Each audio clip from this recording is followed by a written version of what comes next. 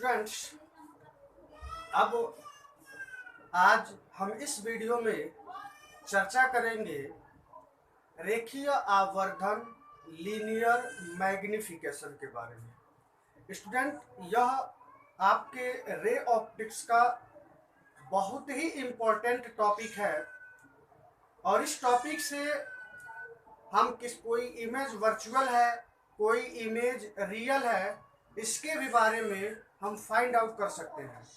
अगर हमको linear magnification दिया है तो उस लीनियर मैग्निफिकेशन की सहायता से हम यह बता सकते हैं कि जो हमको इमेज मिल रहा है वह इमेज ऑब्जेक्ट से ग्रेटर है, ऑब्जेक्ट के इक्वल है या ऑब्जेक्ट से क्या है, लेस है। हम ये कहना चाह रहा हूं कि यह लीनियर मैग्निफिकेशन वह टॉपिक है जिसकी सहायता से हम ऑब्जेक्ट और इमेज से रिगार्डिंग बहुत सारे इंफॉर्मेशन को फाइंड आउट कर सकते हैं। स्टूडेंट, यह लीनियर मैग्निफिकेशन है क्या? तो इसका बहुत ही सिंपल डेफिनेशन यह कहा जाता है कि दर्पण द्वारा प्राप्त प्रतिबिंब की लंबाई, जिसको हम कैपिटल आई कह दे रहे हैं, आई एवं वस्तु की लंबाई ओ के अनुपात को रेखीय आवर्धन कहते हैं, जिसको हम स्मॉल एम से रिप्रेजेंट करते हैं। और वह स्मॉल एम माने हम कह सकते हैं कि जो लीनियर मैग्निफिकेशन होगा, स्मॉल एम इक्वल्स होगा, ये by definition I by O होता है और इसका हम फार्मूला डिराइव करेंगे, ये जो होगा माइनस भी अपॉन यू होगा। भी एंड यू है क्या, ये ऑलरेडी मैं आप लोगों को प्रीवियस वीडियोस में बता चुका हूं, बट यहां अगर मैं फिर से एक बार एक्सप्लेन करूं तो यह जो भी है, अच्छा जरा याद कीजिए, आप लोग रिकॉल कीजिए, मैं आप लोगों को बताया था बेटा कि जिस तरह से हम निर्देशांक ज्यामिति में, कोऑर्डिनेट ज्योमेट्री में हम सभी डिस्टेंसेस ओरिजिन से यानी मूल बिंदु से मेजर करते हैं, तो आपको याद होना चाहिए कि मूल बिंदु, जैसे ये देखेंगे स्टूडेंट, मैं रिवाइज कर रहा हूं स्टूडेंट, आप ध्यान से समझ लीजिए, क्योंकि यही वो कंसेप्ट है जिसको आप जब न्यूमेरिकल प्रॉब्लम को सॉल्व करेंगे, जब आप डेरिवेशंस को प्रूफ करेंगे, तो ये these concepts will proof as a pillar in your concept. तो इसलिए अपने कंसेप्ट को मजबूत करने के लिए समझना होगा। फिलहाल में इसको हम ओरिजिन मान ले रहे हैं, तो ओरिजिन के राइट की दूरी क्या होती है, पॉजिटिव होती है। ओरिजिन के लेफ्ट की दूरी क्या होती है स्टूडेंट, नेगेटिव होती है। ओरिजिन यानी मूल बिंदु के ऊपर की दूरी पॉजिटिव होती है, ओरिजिन यानी मूल बिंदु के नीचे की दूरी क्या होती है स्टूडेंट, निगेटिव होती है। समझ रहे हो कि नहीं समझ रहे हो? गुड। अब इसी ओरिजिन को हम यहां क्या कंसीडर कर ले, अगर हमको मिरर दिया है, स्फेरिकल मिरर दिया है, तो वह स्फेरिकल मिरर कितने प्रकार के हो सकते हैं स्टूडेंट? दो प्रकार के हो सकते हैं। एक आपका क्या हो सकता है, कनकेव मिरर हो सकता है, एक होता है कन्वेक्स मिरर हो सकता है। तो दोनों के केसेस में जो पोल होता है ना, जिसको मैं बता चुका हूं, तो उसे पोल को, इस ओ को क्या कह देंगे, पोल कह देंगे। तो जिस तरह से आप निर्देशांक ज्यामिति में दूरियां मूल बिंदु से मेजर करते हैं, in the same way in ray optics you will measure the distances from where, तो you will measure the distances from pole. आइए स्टूडेंट, मैं अब आप लोगों को बताऊं, तो मैं ये कह रहा था कि यह जो भी जो आपको दिखाई दे रहा है, यह पोल से इमेज यानी प्रतिबिंब की दूरी है। यह जो आपको यू दिखाई दे रहा है, यह पोल से ऑब्जेक्ट यानी ऑब्जेक्ट की दूरी है, जिसको हम स्मॉल यू से प्रदर्शित करते हैं। अब देखेंगे हम क्या कर रहे हैं स्टूडेंट, हम रेखीय आवर्धन की परिभाषा यहां लिख रहा हूं। प्रत्येक चीज देखिए, मैं आप लोगों को रिकॉल करा दूं, मैं रेखीय आवर्धन की परिभाषा बताने से पहले एक दो लाइन का डेफिनेशन है, वह है संयुग्मी फोकस। संयुग्मी फोकस कंजुगेट फोसाई।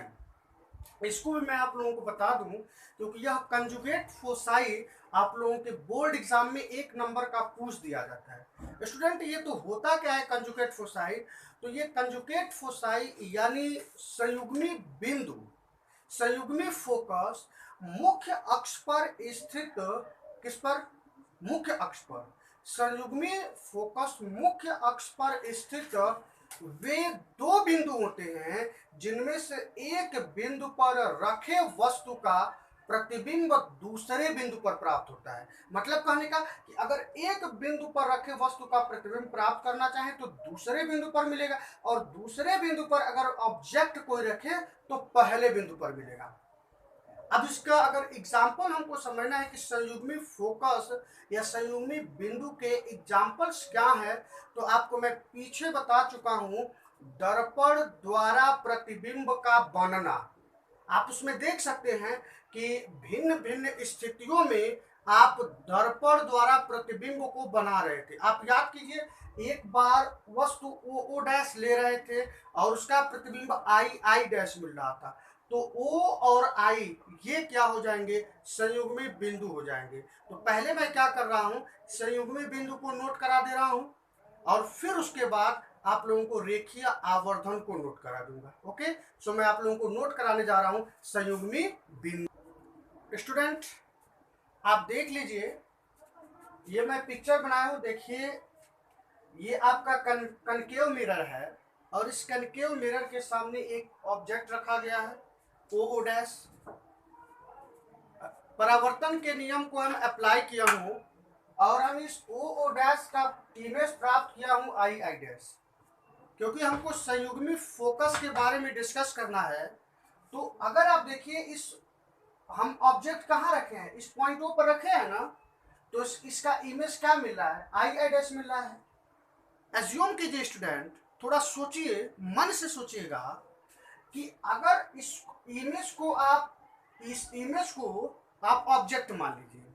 मतलब कहने का कि यह समझिए कि यह आई डैश एक ऑब्जेक्ट है। अगर इस आई डैश का अगर हमको क्या बनाना है, इमेज बनाना है, तो क्या करना होगा स्टूडेंट? आप क्या करेंगे? एक क्या करेंगे, एक जो है ऐसे पैरेलल प्रकाश की किरण आप डालेंगे कि नहीं डालेंगे? मतलब ये जो है प्रिंसिपल एक्सिस के पैरेलल आप इंसिडेंस कराएंगे, तो ये क्या होगा कि जो रे ऑफ लाइट पैरेलल होती है प्रिंसिपल एक्सिस के, वो क्या होगी? ऐसे निकल जाएगी और यहां पर मिल जाएगी। जरा समझिएगा, यहां पर मिल जाएगी, और एक जो है, एक तो यहां पर मिल गई और फिर एक आप ऐसे पीछे की तरफ बढ़ा देंगे, क्योंकि ये देखेंगे यही ना स्टूडेंट, तो ये एक प्रकाशित केंद्र से आप ऐसे बढ़ाएंगे तो ये पीछे की तरफ ऐसे निकल जाएगी। फिर से मैं बोल रहा हूं, देखेंगे ये आई डैश है, इससे एक आप सीधे गुजारिएगा, तो क्योंकि ये प्रकाशित केंद्र से होकर जा रही है तो ये इसी डायरेक्शन में वापस हो जाएगी। अब एक यहां से जो होकर जा रही है यहां मिल रही है, और एक यहां से, मतलब दोनों रिफ्लेक्टेड रे यहां मिल रही है, तो इससे इस पर आप क्या कर रहे हैं? नॉर्मल ड्रॉ कर रहे हैं, तो यहां पर मिल रहा है। मतलब हम कहना ये चाह रहा हूं, मैं जो बोला उसको समझ लीजिएगा कि इस आई डैश का जो इमेज मिलेगा वह ओ डैश हो रहा है, और ओ डैश का इमेज क्या है? आई डैश है। इसका मतलब ये हुआ, अगर हम संयुग्मी फोकस को समझे तो हम कह सकते हैं कि ओ और आई यही क्या है? कंजुगेट फोसाई है। अगर आप थोड़ा ध्यान दें तो ये संयुग्मी बिंदु केवल और केवल अवतल दर्पण कनकेव मिरर के लिए ही संभव है, कन्वेक्स के लिए संभव नहीं है। जैसे एग्जांपल आप देख लीजिए, मान लेते हैं स्टूडेंट, जरा समझेंगे, मान लेते हैं ये देखेंगे ये कन्वेक्स मिरर है, जरा समझिएगा। अब मान लेते हैं कि यह आपका क्या है? ओ डैश है, ऑब्जेक्ट है, और अज्यूम कीजिए कि इसका कहीं इमेज यहां मिल गया, जिसको हम नाम दे रहा हूं आई डैश। तो जरा सोचिए, अगर आप इसको ऑब्जेक्ट मान लें, अगर आप इमेज ये जो आई डैश है अगर इसको ऑब्जेक्ट मान ले, तो क्या इससे रेज इस तरफ आएंगे? नहीं आ पाएंगे ना। इसका मतलब ये हुआ कि इस आई डैश का इमेज यह हो ही नहीं सकता है, क्योंकि इधर से रेज इधर को आ नहीं सकती हैं। तो हम एक कंक्लूजन यह पा रहे हैं कि संयुग्मी फोकस केवल अवतल दर्पण के लिए संभव है, न कि उत्तल दर्पण के लिए। समझ रहे हैं ना। तो इसको मैं नोट कर दूंगा स्टूडेंट, इसको मैं यहाँ नोट में आप लोग लिख सकते हैं, संयुग्मी फोकस केवल अवतल दर्पण के लिए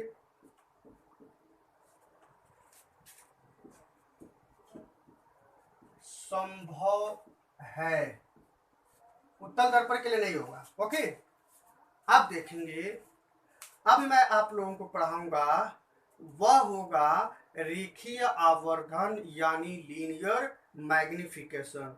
तो ऑलरेडी मैं आप लोगों को रेखीय आवर्धन की परिभाषा मैं बता चुका हूं कि प्रतिबिंब की लंबाई एवं वस्तु की लंबाई के अनुपात को क्या कहते हैं? रेखीय आवर्धन कहते हैं।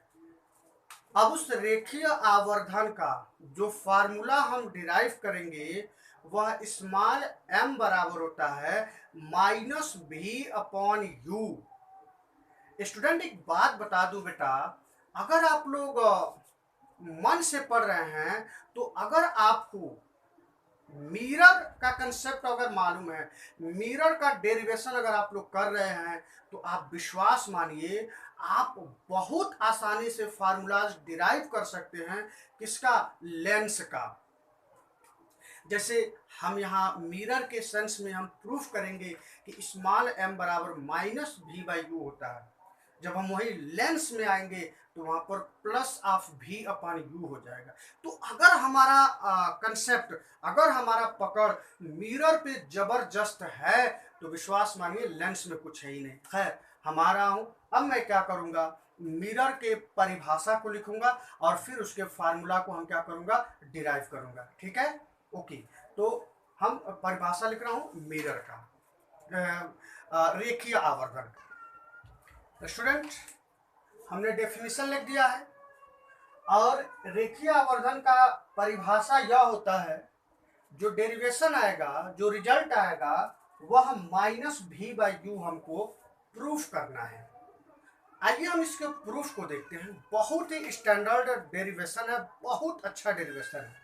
सो हम क्या कर रहा हूं, इसके प्रूफ को देख रहा हूं। प्रूफ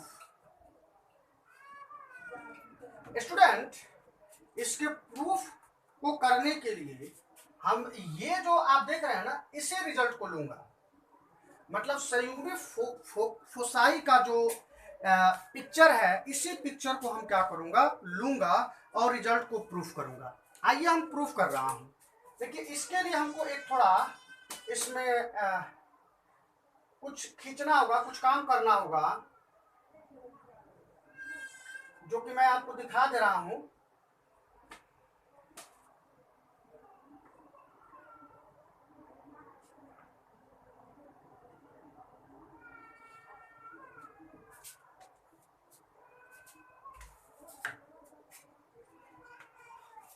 आइए स्टूडेंट देखते हैं।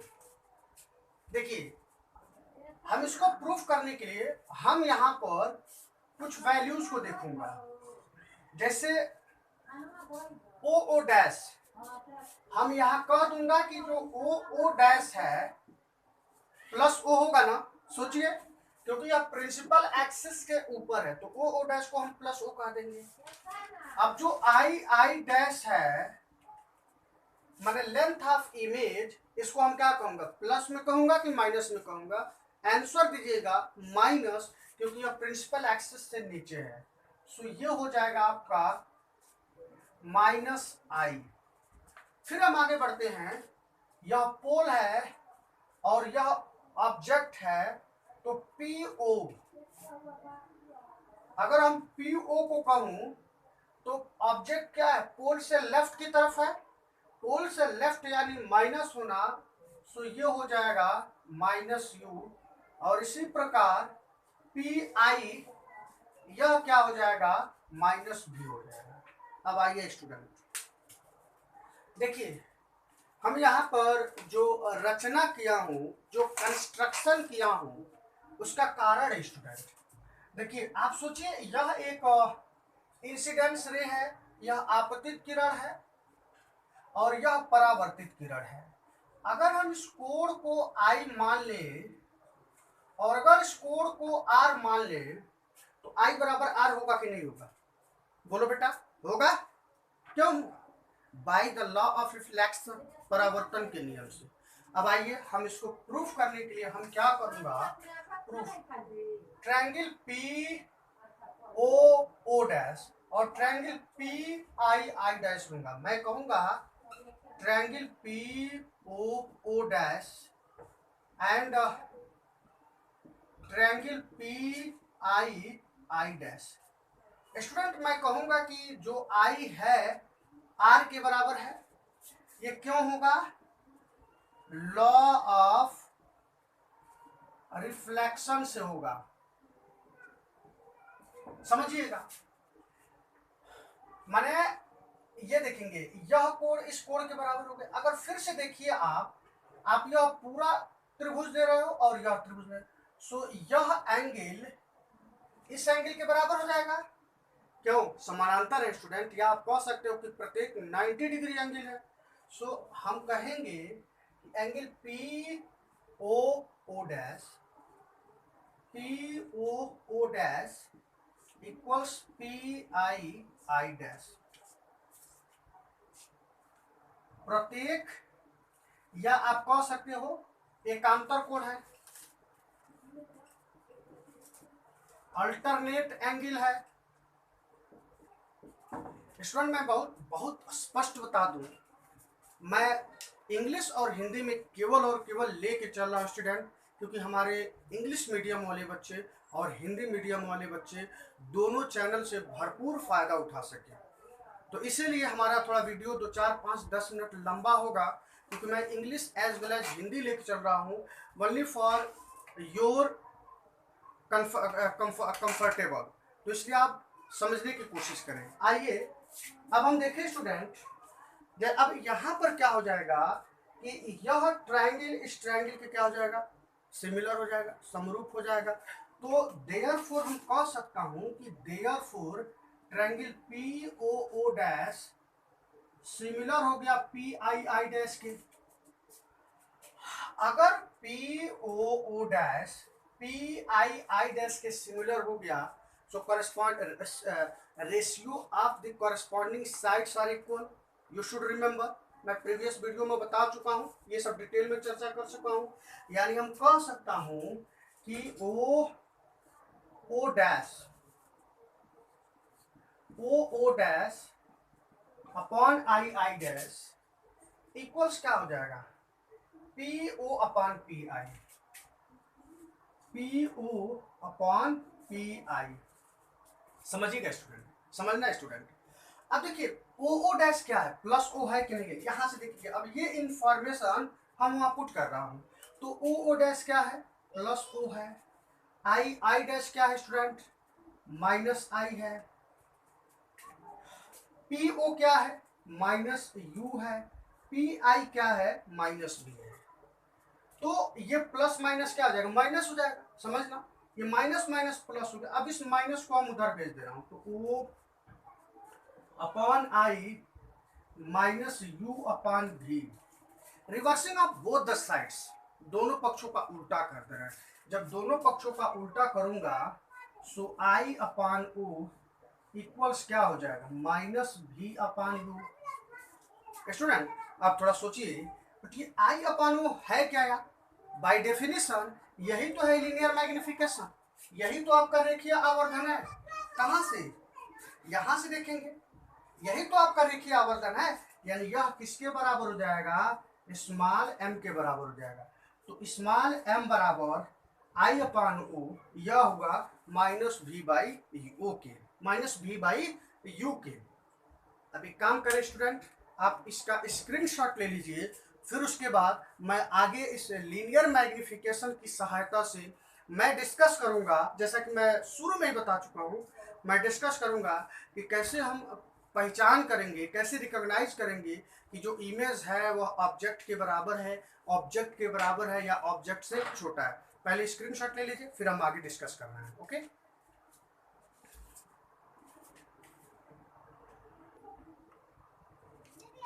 ओके स्टूडेंट, अब हम डिस्कस करेंगे इस लीनियर मैग्निफिकेशन के द्वारा कि रियल के लिए क्या होगा, वर्चुअल इमेज के लिए क्या होगा। आइए हम देखते हैं।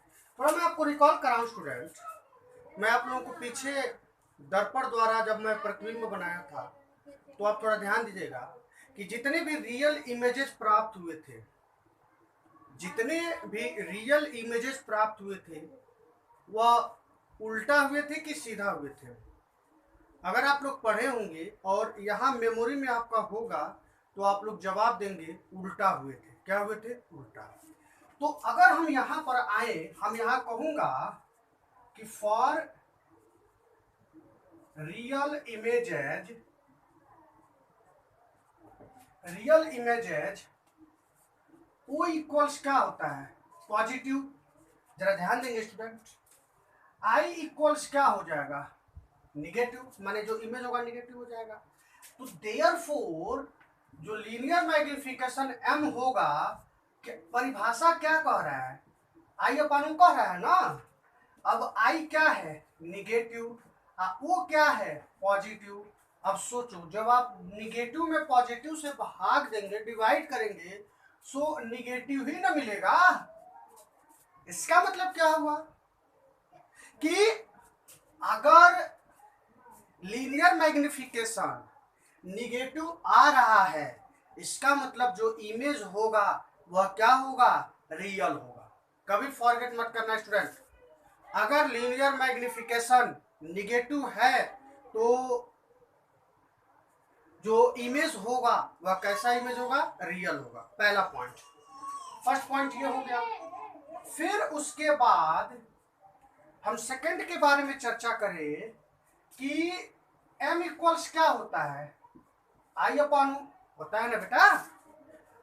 अब m का मान दिया है और इस m के मान की सहायता से हमको यह बताना है कि जो इमेज है वह ऑब्जेक्ट से बड़ा है, छोटा है, इक्वल है। तो आइए, m equals I by O हो गया। एज्यूम करते हैं कि m का मान 1 से बड़ा है। अगर यह m का मान 1 से बड़ा है, हम न्यूमेरिकल प्रॉब्लम सॉल्व किए, m का मान ज्ञात किए और m का मान अगर 1 से बड़ा हो गया, इसका मतलब क्या होगा? i अपान ओ 1 से बड़ा होगा कि नहीं होगा? अब जब i अपान ओ 1 से बड़ा हो गया, इसका मतलब क्या हो, जरा समझिएगा। ये जो हर का मान है, यानी डिनोमिनेटर अंश से क्या होगा, जरा सोचिएगा। ये देखेंगे बेटा, इसका मान 1 से बड़ा है, यानी हर क्या होगा?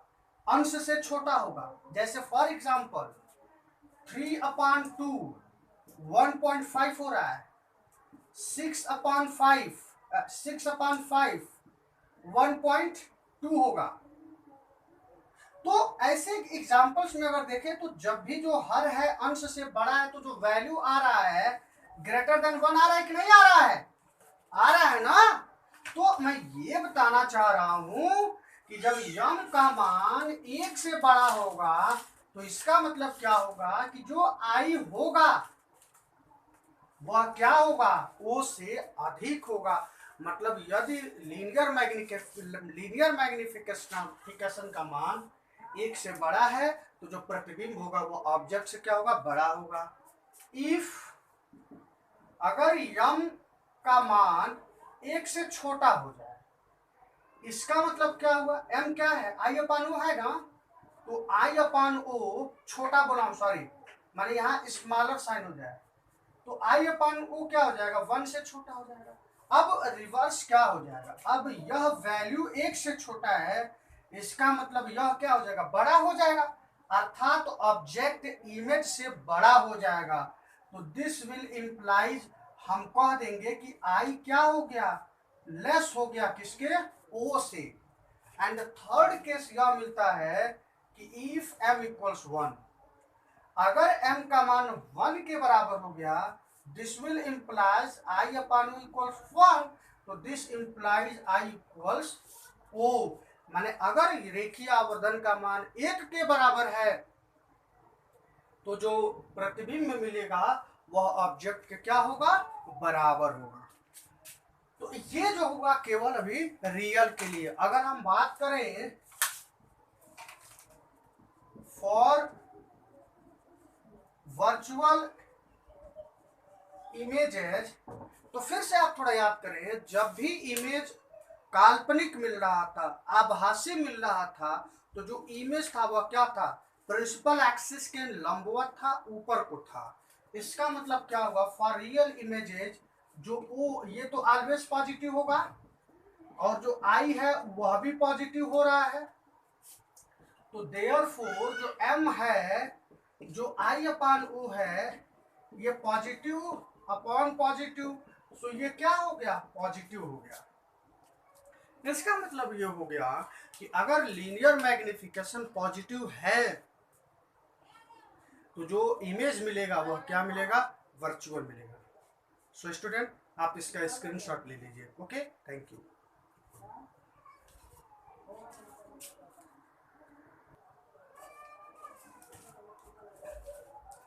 स्टूडेंट, अब इसी टॉपिक में हम एक और इसी का सब टॉपिक कवर करें, वह यह है कि इस स्मॉल m का मान f तथा u के पद में ज्ञात करेंगे, और फिर इसी स्मॉल m का मान f तथा v के पद में ज्ञात करेंगे। स्टूडेंट, अब हमारा कोशिश यह रहेगा कि जो भी डेरिवेशन हमको लाना होगा, जैसे कि मैं पीछे भी देखे उसको स्क्रीन पर लिख दूंगा और उसी को हम प्रूफ करूंगा, ताकि हमारे दिमाग में एक यह भी रहेगा कि हमको यह रिजल्ट प्रूफ करना है, और according to result we think also. खैर, हम देखते हैं हमको जो अब रिजल्ट प्रूफ करना होगा, पहला m equals F upon F minus you proof करना होगा, और दूसरा हमको प्रूफ करना होगा f minus v upon v proof करना होगा। In fact, you believe on me that derivation of this result is really very आसान, बहुत ही आसान है। बस आप लोगों को थोड़ा सा लॉजिक लगाना होगा, और इसके लिए आप लोगों को मिरर फार्मूला याद कर रखना होगा।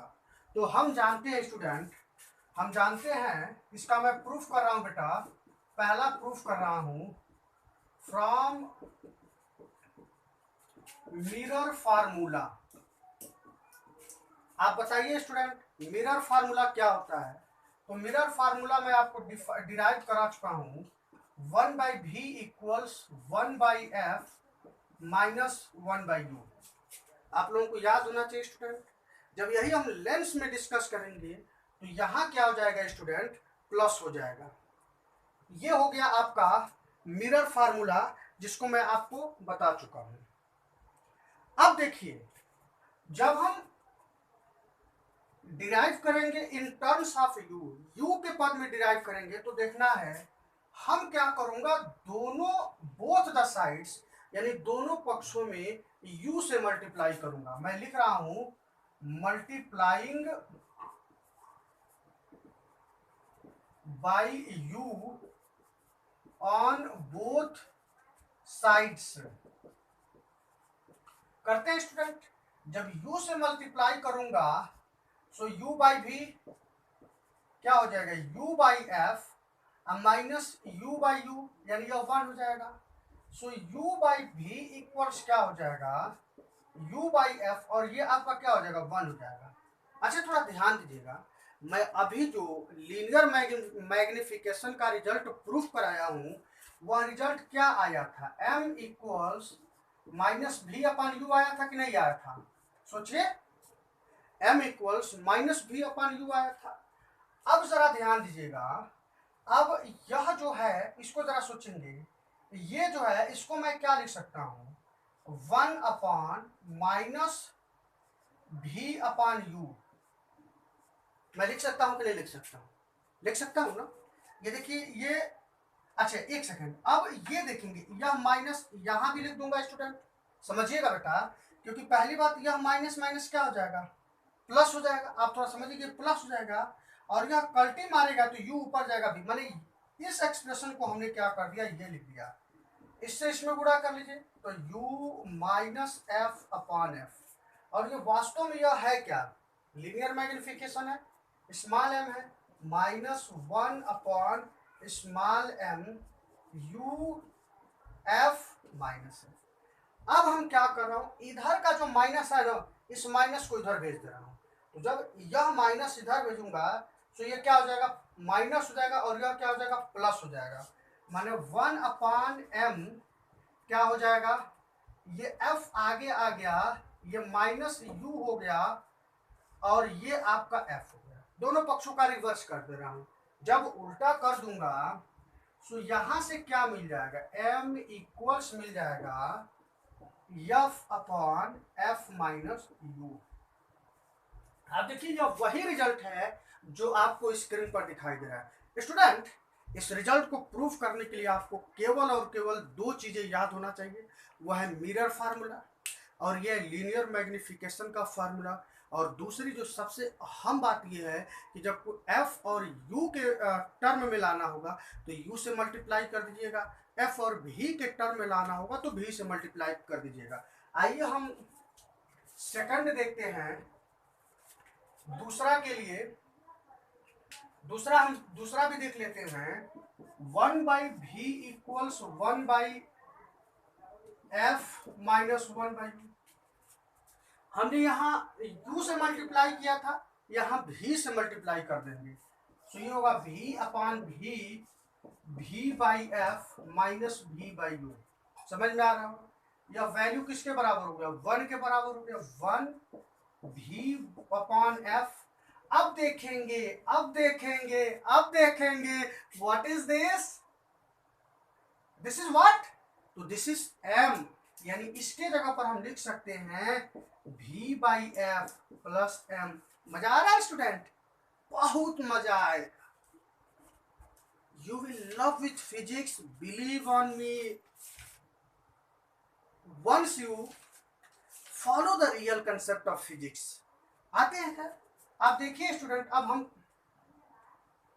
ये 1 हो गया, अच्छा ये गलती से लिख दिया गया है, तो ये हो गया, और ये अब हमको इसका मान ज्ञात करना है, तो m इक्वल्स क्या हो जाएगा 1, इसको इधर पक्षांतर कर देंगे v बाई एफ, ये हो जाएगा m equals f minus v f minus v upon F, reversing of both the sides.